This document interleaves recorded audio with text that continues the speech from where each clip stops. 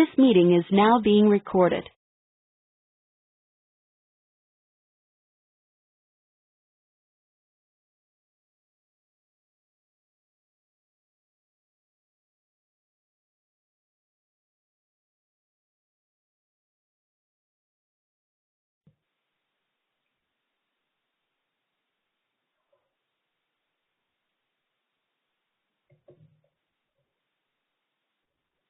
Hi all. I now make it 2:05, so we'll make a start. Welcome to the second of our 2 webinars today looking at standardisation, hosted here at the Knowledge and Intelligence team in Cambridge. I'm Claire Curry, a Specialty Registrar in Public Health, and I will take us through some slides which will last about 20 minutes. You are all on mute, and so if you want to ask a question, please use the messaging facility. I will pick up these questions at the end. If you are having any technical difficulties, feel free to use the messaging facility to ask questions.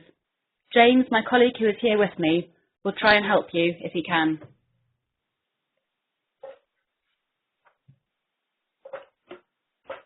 So in webinar 1 this morning, we looked at what standardisation is, when we use it, how to interpret measures of standardisation, some areas of debate associated with standardisation, and we briefly mentioned a tool which can help us calculate standardised rates. In this second webinar, we will look in a little more depth at calculating standardised rates and at some of the more technical considerations.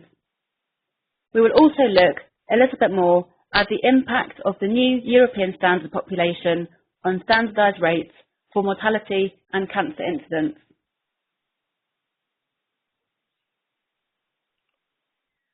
Firstly, we will have a quick recap of the basics of standardisation for those of you who are not at this morning's webinar.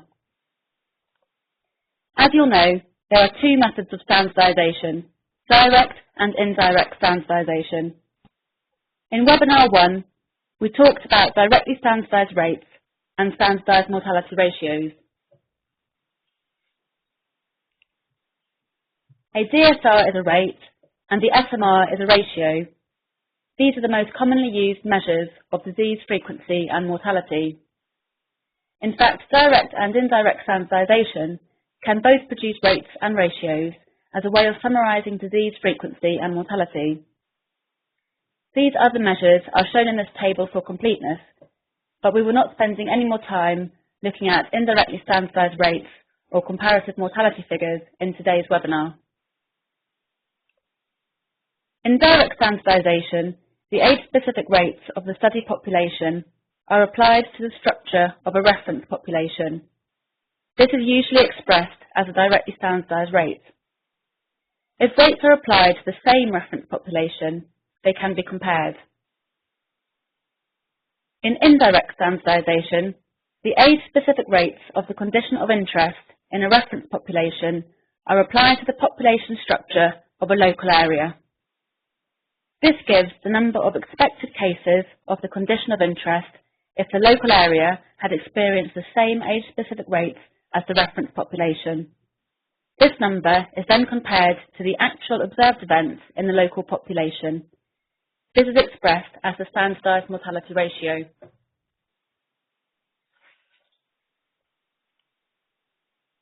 The method of standardisation that you select to use will depend upon what comparisons want to be made and upon what data is available. To use direct standardisation, the number of cases of the condition of interest is needed for each age group to calculate age-specific rates for the population under study, and these are not always available. To calculate age-specific rates for your local area, the population structure for the population of interest is also needed. The population data should represent the same year or period of time that the data for the number of cases with a condition of interest relates to. The Office for National Statistics population estimates can be a useful place to find this. Due to the time lag in publishing census data after its collection, it's worth noting that rates and other statistics may sometimes be released as provisional figures based on population estimates and updated when the census results are released.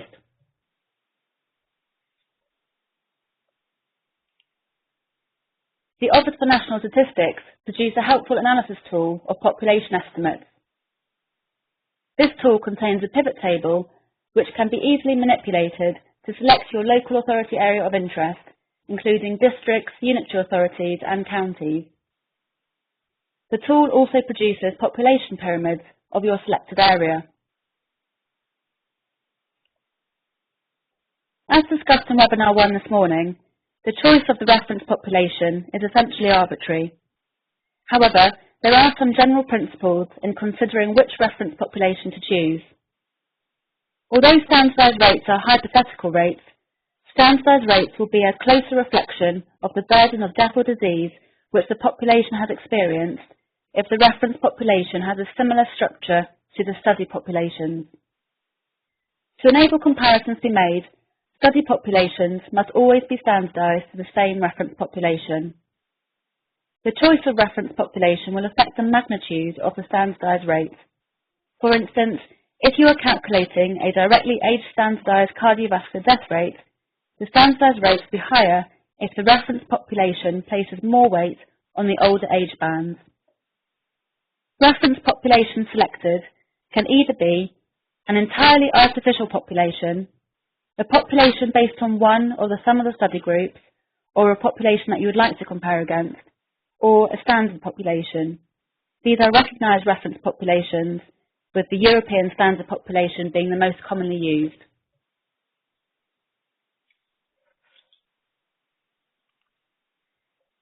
As discussed in Webinar 1, the European standard population is a commonly used standard population. It has recently been revised from the 1976 ESP to the 2013 ESP.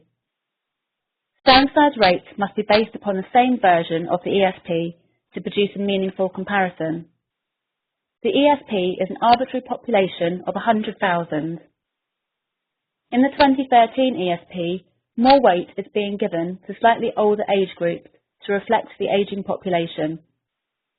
For this reason, the 2013 ESP also has two additional age groups at the top end, the 90 to 94 age band and the 95 plus age band. Standardised rates can only be compared if they have used the same upper age band. Current ONS guidance is to use the 90 plus age band as the upper limit. The ONS recommends that national statistic outputs should use the 2013 ESP aggregated to the 90 plus upper age band. This is due to the availability of population estimates of assured quality for this age band. So in this table on the right of your screen, the 90 plus age band would therefore be assigned a population of 1,000. This recommendation of using the 90 plus age band may be changed to the 95 plus age band at a later date following work on population estimates at those ages. The 85 plus age band using the 2013 European standard population should not be used as the upper age band to ensure consistency with other outputs using the 2013 ESP. We will now spend a few minutes looking at the tools available to help us calculate these measures.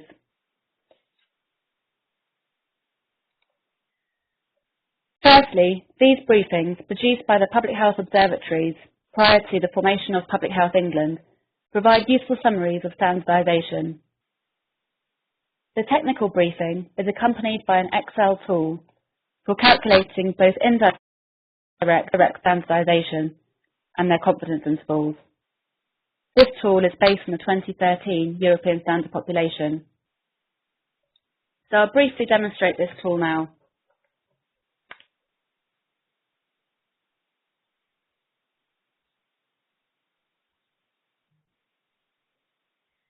So this tool is on the left of your screen. Firstly, we'll look at measures of indirect standardisation. So in this tool, the cells which are shaded white are where we need to enter the data. So what we're going to look at is mortality rates in Cambridgeshire. So I'm going to enter the reference population, which I have chosen to be England, using data which I've got earlier.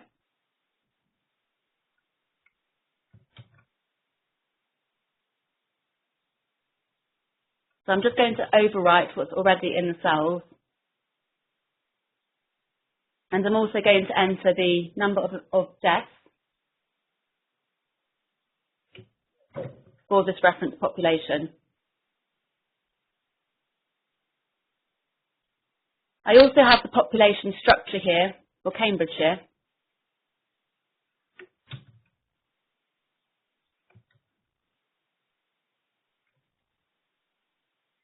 So for indirect standardisation, we don't need to know the number of deaths in each age band, only the total number of deaths for Cambridgeshire, but I will enter them here for ease.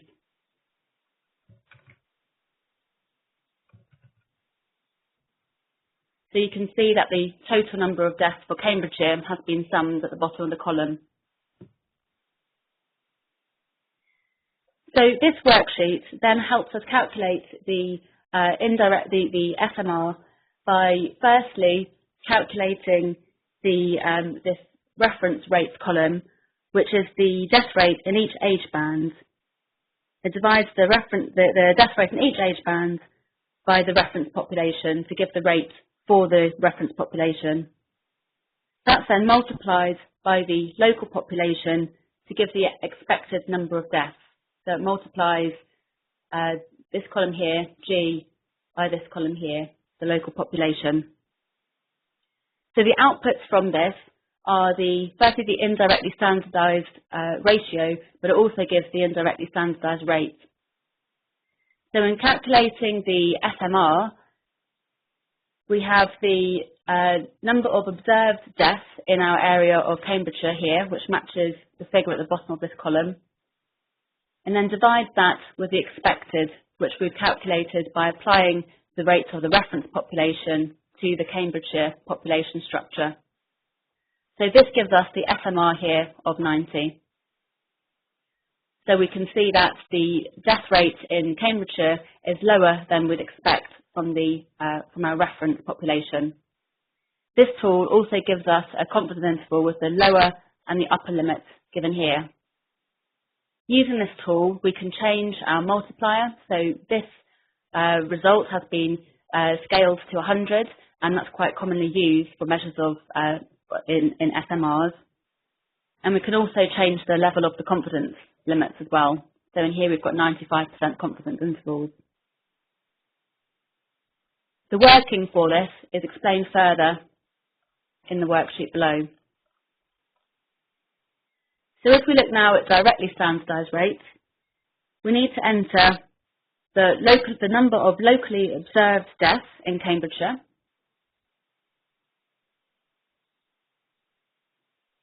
which I have here,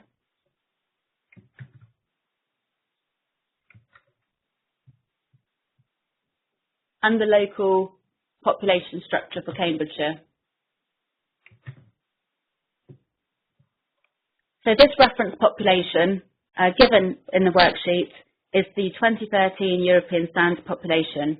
That's already in the worksheet, and we'll use that as our reference population. So in column F here, the local rate has been weighted to the reference population for each age band, and then summed to give the directly standardised rate. That's also again given here. And we can change our multiplier. So this directly standardised rate is given per 10,000 of the population, but if we want to change that to per 100,000 of the population, we can do that. So this means that the directly standardised death rate in Cambridgeshire is 875 deaths per 100,000 of the population. Again, the upper and lower confidence limits are given, and they are a 95% confidence interval, which we can amend again if we wish. Further information about the methodology is also given in this worksheet below.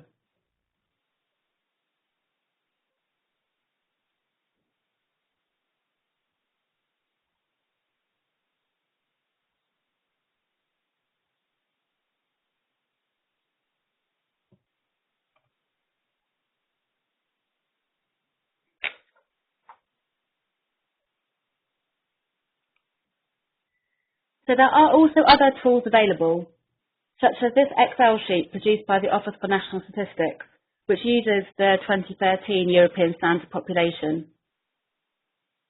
In this tool, there are separate worksheets which can be used to calculate the directly age standardised rates using different upper age bands, the 85 plus, 90 plus and 95 plus age bands.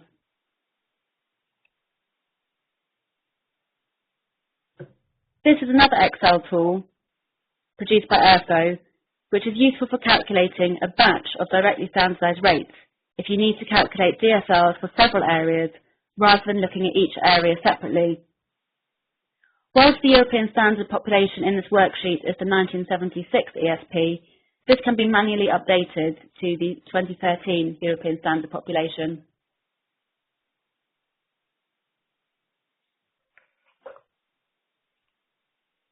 It is also useful to know that these functions are available as Excel add-ins so that the age standardised or age sex standardised rates can be calculated using a function.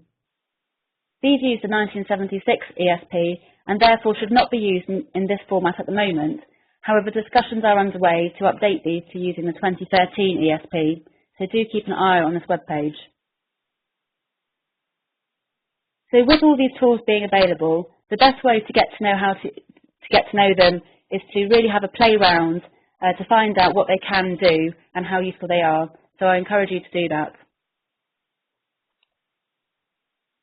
A confidence interval is a range of values that is used to quantify the imprecision in the estimate of the standardised measure. Calculating confidence intervals for SMRs is quite straightforward using this method. It's simply the square root of the observed deaths, so the actual number of deaths in the study population, divided by the expected deaths, which is given by using the reference population to give the standard error. Multiplying that value by 1.96 gives the value to add and subtract to the SMR to give the 95% confidence interval.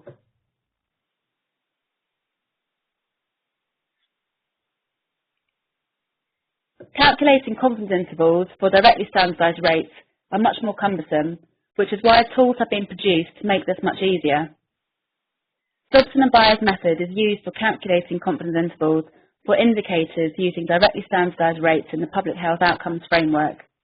Using this method, a confidence interval is calculated which gives a very accurate confidence interval for counts and is sufficiently accurate for counts as low as 5.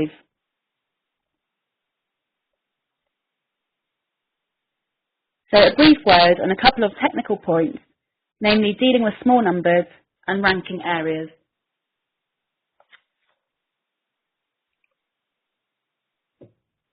We can encounter small numbers of events when calculating age-specific rates for small geographical areas, when using the 95 plus age band as the upper limit, or when looking at conditions with small numbers of cases.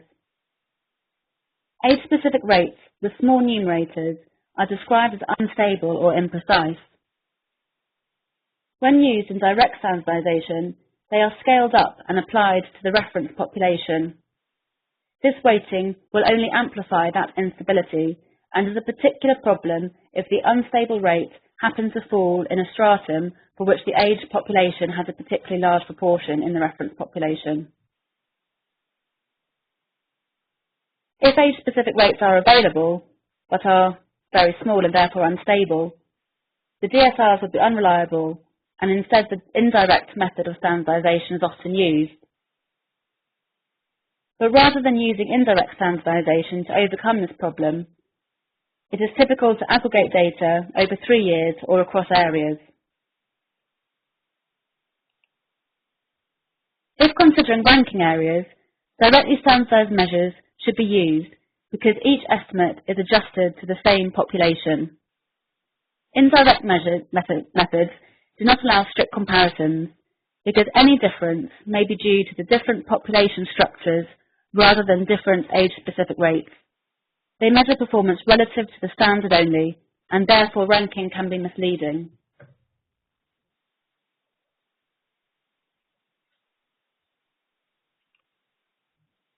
So now we'll spend a few minutes looking at the impact of the new European Standard Population on standardised rates for mortality and cancer incidence.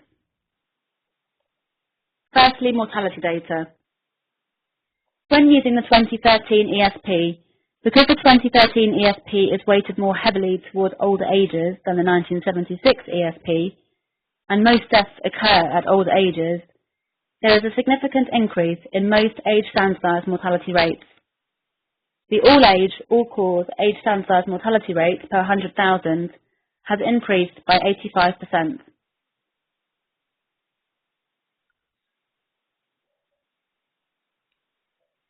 Different causes of death are affected to differing extents. As might be expected, causes of death which predominantly affect older ages show the greatest increase in rates, with age-specific rates for dementia and Alzheimer's disease, influenza and pneumonia, and cerebrovascular disease more than doubling.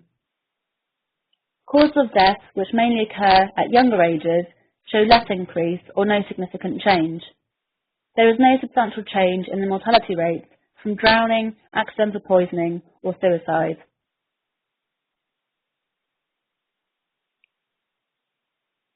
With respect to cancer incidence, most cancers are more common in older people, so for the majority of cancers, the incidence rate is higher when calculated using the 2013 ESP. The percentage increase varies by cancer site. The highest increases are found in bladder, stomach, colorectal and lung cancer for both men and women, which have seen increases between 58% and 76%. The main female cancers, uterine, ovarian and breast cancers, show increases of 38%, 36% and 30% respectively. Testicular cancer, the cancer more common in younger men, has in fact seen a small 3% decrease.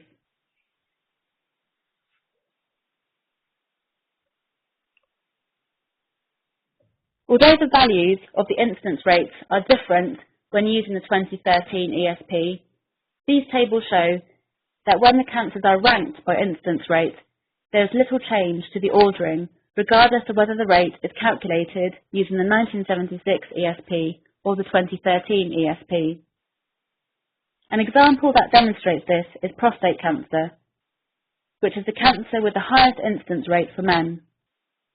Its top position remains regardless of whether the rate is calculated using the 1976 or the 2013 ESP. Similarly, the cancers with the highest incidence among women are breast, lung and colorectal cancer under both versions of the ESP. In fact, we see very little difference in the ordering of cancers by incidence rate when the rates are calculated using both ESPs, but where we do see a change in the ranking, it's important to understand why this change has occurred.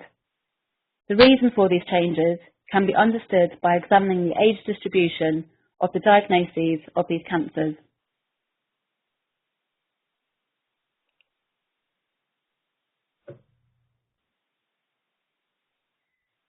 So key messages to take away from this webinar to think about when using standardisation are that all standardised rates should now be produced using the 2013 ESP. All output should be clearly labelled with which ESP was used. If using some of the tools that we've mentioned in this webinar to help calculate standardised rates, be mindful about which ESP it is based on. This should be noted somewhere in the tool. Use the 90 plus upper age band at the current time. And if looking at time trends, remember that standardised rates used in the 1976 and 2013 ESP are not comparable.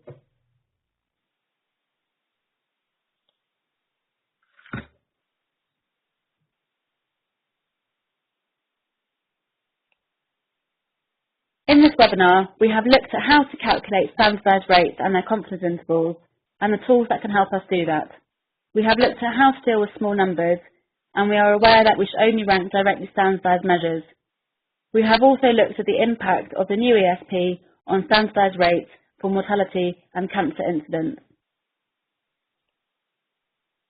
If you would like further information on the revised ESP, there are several briefing documents available on the ONS website.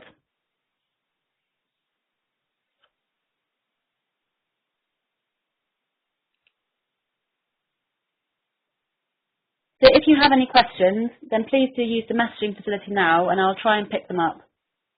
I'll give you a few minutes to do that.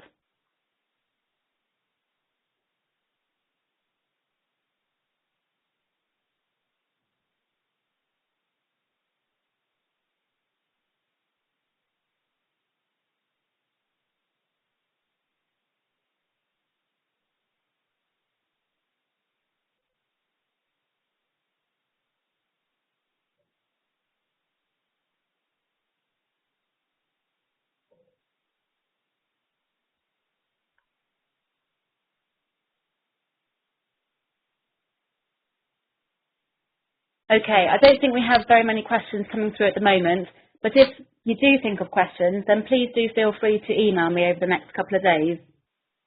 Also, I think it's useful to say that these webinars are the first time that we've done webinars here at the Knowledge and Intelligence team, and they're just the start of this conversation.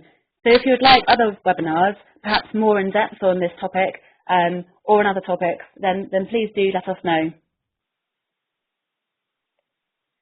So just finally, we'd really appreciate a little bit of immediate feedback to gather your experience on this webinar format. So I'm just going to put a poll on your screen, and if you're able to reply, then that would be very helpful.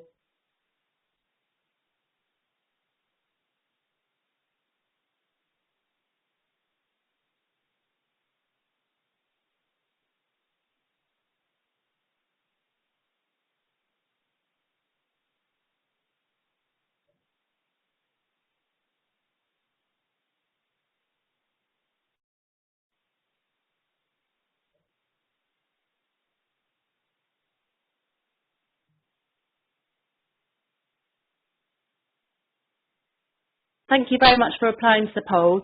I think most of you have had a chance to reply now. So that's the end of today's webinar. So thank you very much for attending, and goodbye.